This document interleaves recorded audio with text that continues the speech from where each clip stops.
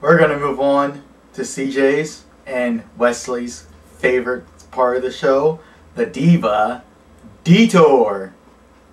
Can you turn it up just a tiny bit? That'd be awesome.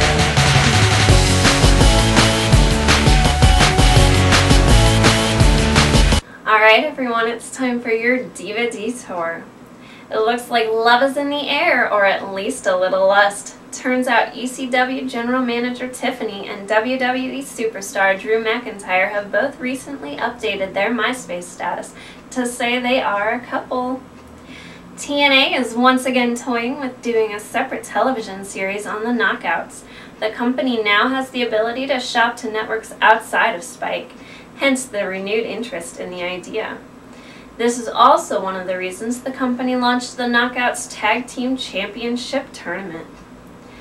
Pro Wrestling Illustrated has named Mickie James #1 in the second annual PWI Female 50, which ranks the best 50 women's wrestlers in the U.S. in 2009.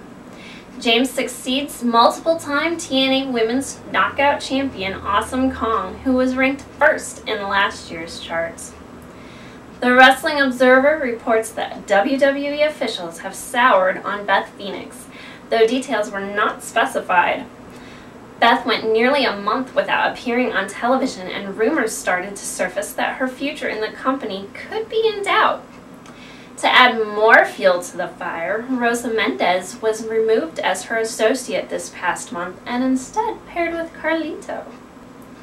Michelle McCool made her return to television after suffering a leg injury at a house show. It can be said that no tears were shed in the TNA locker room over her untimely mishap. Among people in WWE, McCool has a reputation for being on the negative side of a diva and having attitude issues. But in TNA, she has heat for stealing AJ Styles' finishing maneuver, the Styles Clash. A fan asked Michelle McCool how Undertaker is doing and why she stole AJ Styles' finishing maneuver.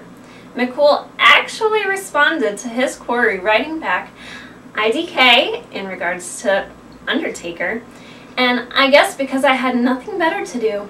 Sorry. Well, that's all for your Diva News. Back to you guys in your junk. Welcome everybody to Bobby Black's True News Angle. It's true. It's darn true.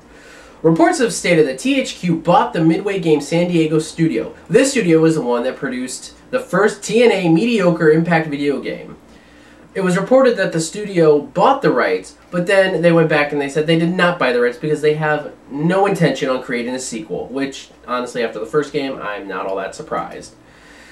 Also in TNA news, Taz has replaced Don West as a color commentator on TNA Wrestling's Impact shows.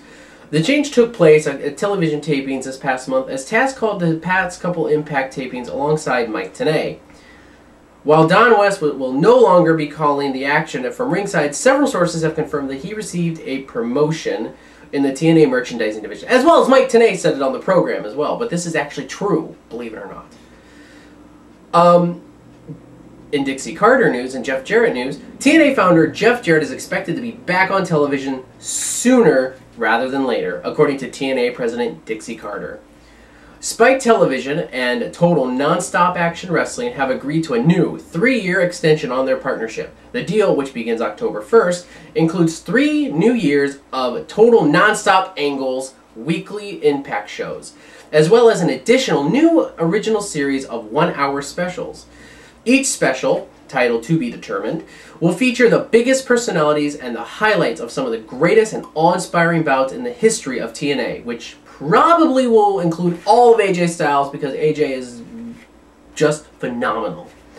Many of them have never been seen before on basic cable. TNA Entertainment will produce 10 1-hour installments. Also in indie news, a number of Ring of Honor wrestlers saw their paychecks bounce in recent weeks. This could seem to indicate that the Ring of Honor franchise is in dire straits, but the company owner, Kerry Silken, was able to make good on all of the checks. So we're going to see all of them, and they're not all going to be leaving to TNA and WWE. And finally, in my news, WWE wrestler, former WWE wrestler, the Brian Kendrick comments on his release from his from the previous employer for the first time. Kendrick said that he is happy to not be in the WWE anymore as a comedic heel designed to make old men laugh. While the plans on incorporating some of what he learned in the WWE into his wrestling style is a must, on the indie circuit, he will ultimately wrestle in a style that pleases himself. And I don't want to know what pleases Brian Kendrick. Anyway, that wraps it up for Bobby Black's True News Angle. Did you know? Glenn Jacobs, aka the Big Red Machine Kane, has a degree in English and teaching. Imagine the intimidation factor of that teacher. Alright, looks like we're going to close the show out now with the final wrap. Ice, ice, baby. Ice, ice, baby. Alright, stop. WWE Champion Randy Orton said Nick Eugene Dinsmore was released from the company as a result of weight issues. As quote from Randy Orton, Eugene was just given a second chance, unquote. The Sun quoted Orton as saying. Orton was saying he came back, several weeks ago. Came in a little heavy where the management wanted him to come in. Randy also stressed that Eugene's a good friend of his, and he had pulled some strings to get his job back, but he came back all overweight, So in all, Randy Orton was a little upset with him. He was like, you know what, Nick, you're just a fat mother. Watch your mouth! Little has come out concerning Ricky Ortiz's release from the WWE. It has been said that his age worked against him, as he is 34 years old. Company officials didn't have the confidence he'd develop into the top guy they originally envisioned. Really? They thought he was going to be a top guy? Ugh. It's also been said that he was let go for budget reasons. So they're going to hire Buff Bagwell, who's going to work for free. Also, on the last final wrap, Stone Cold Steve Austin is currently in Vancouver, British Columbia, filming scenes for his new movie, 316. Actually, it's called The Stranger. According to IMDb.com, the film is about an FBI, a full-blooded Italian agent, it's full-blooded investigation agent, looking to track down a material witness who is involved in a top-secret investigation, and is scheduled for a 2010 release. Well, I guess that closes things out for this month's edition of the Unsquared Circle. We are bringing you the true face of pro wrestling. We are your hosts. I am Bobby Black. I am Wesley White. Good fight. And good night. What, the lady cut it out there? No. Come on.